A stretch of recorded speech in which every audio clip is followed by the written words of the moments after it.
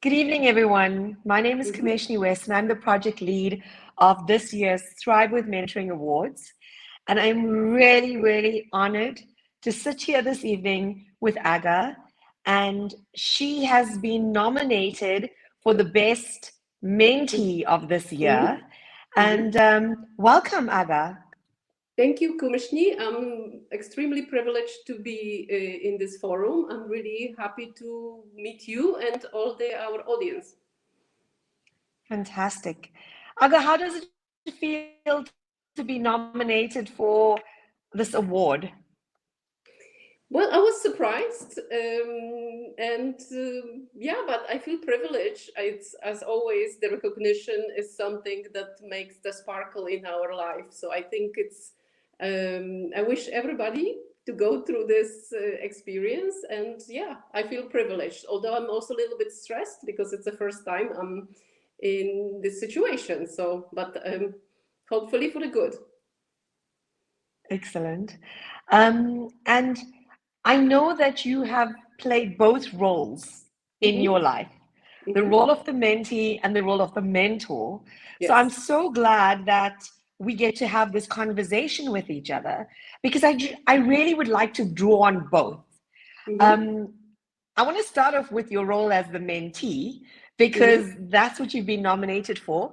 But I really want to draw a conversation into your experience as a mentor as well. Hmm. So let's start with what led you to seek out mentorship? As you rightly said, I've already been a mentor in in this process and in the network of Thrive, and I really enjoyed the process. I found it joyful. Both like the experience was just fun, and I really enjoyed seeing my mentees growing and almost felt envying them for going through that process. So I thought, why not trying on the other side of the screen? And yeah, that's what made me a bit of leap to jump to this role of a mentee. It's a little bit of reverse jump, someone may think, but it's not for me. So I think it's really about taking the steps that we maybe not have would have thought before and going and trusting the process. I love that you say that it's like almost a reverse way of doing things because as a mentor you sort of in a you are leading the process, but the mentee is actually it's about the mentee. Mhm. But now you put yourself in that position to experience what it means and what it feels like. So wonderful. I think that's very courageous to actually do Mhm. something like that. Did you feel like you were really taking a big leap? Actually, at the beginning, no, but then when I started interacting with my mentor, I really felt uncomfortable at the beginning. So it's surprising, and I found it myself surprising. And that's why it was such a Hmm. learning process to observe myself in a situation that in theory should have been easier for me. But at the same time, this actually put me a little bit out of comfort zone because it's really being in the mentee role. um, I think it's actually more complicated than being a mentor. Being a mentee is really you need to be reflective and vulnerable, and yeah, willing to change and actually asking questions that sometimes we ourselves are afraid to ask, but Mm. ask it out loud and seek the answer. So I think that's what I admire my mentees to going through that process, and that's why I wanted to change and put myself on the other side, and that's why I so much enjoyed it. Great. Now tell me about what impact has your relationship with your mentor had on you? Um, I definitely got better clarity about my strengths and become even more reflective than I thought, and but also recognized some vulnerabilities that I didn't know I have. So stepping out, stepping into it, and really allowing myself to question why, put me in the Yes. situation of really knowing myself better and finding those strengths in me, and almost like managing to controlling away, if I can say it like that, all the self-doubts that we all have. And again, sometimes Mm.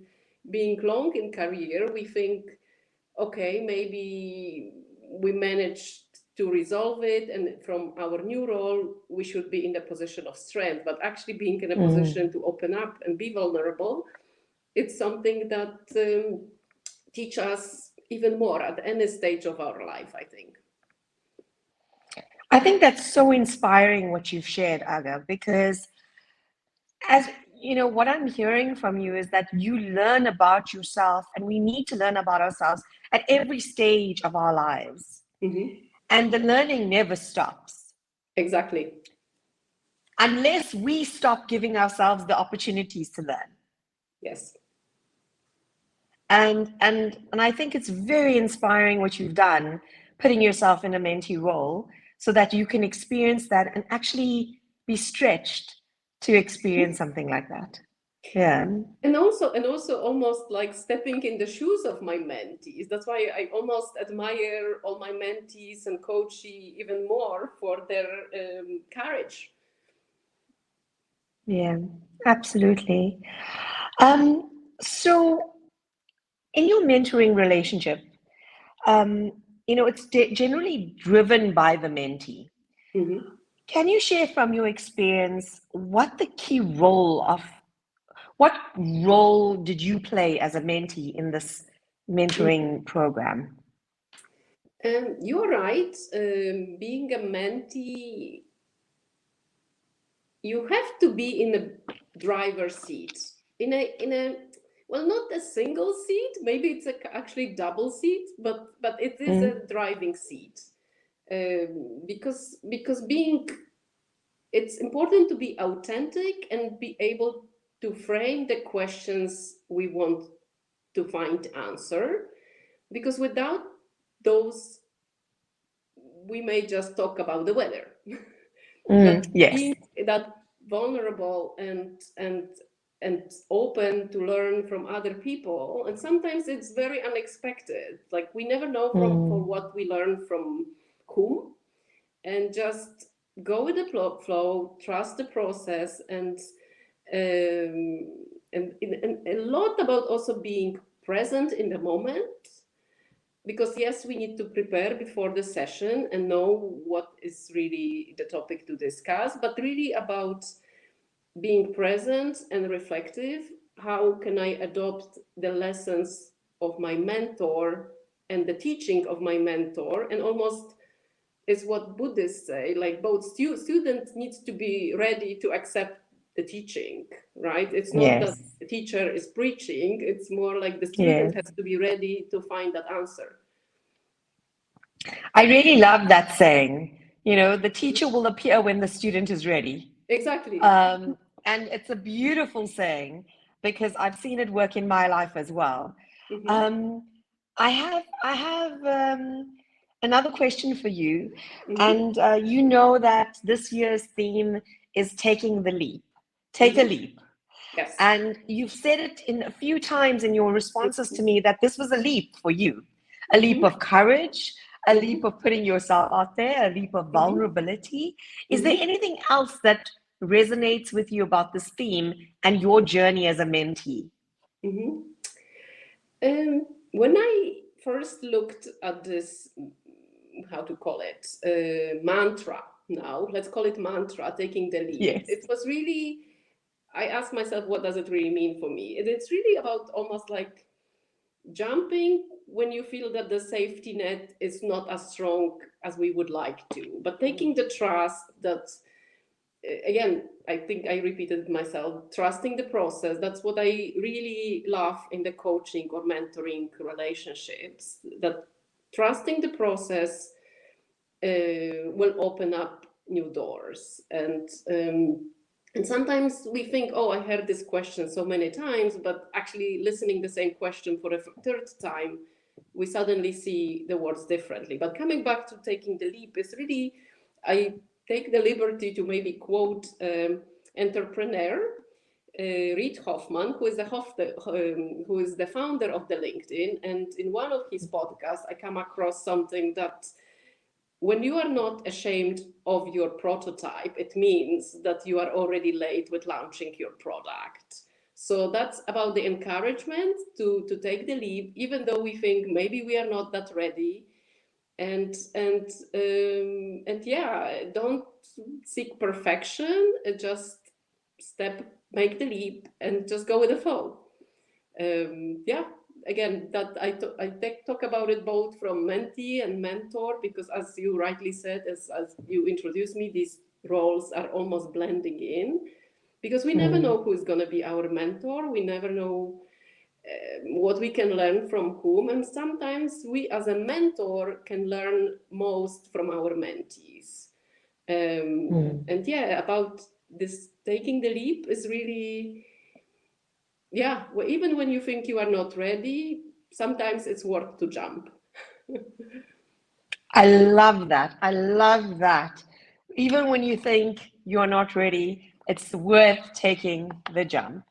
And I think that's the perfect point to leave this conversation. Aga, thank you so much for being with us today. I know this LinkedIn Live conversation is taking a leap for you in itself. Definitely. So And yes, I'm aware I'm imperfect in this role as well.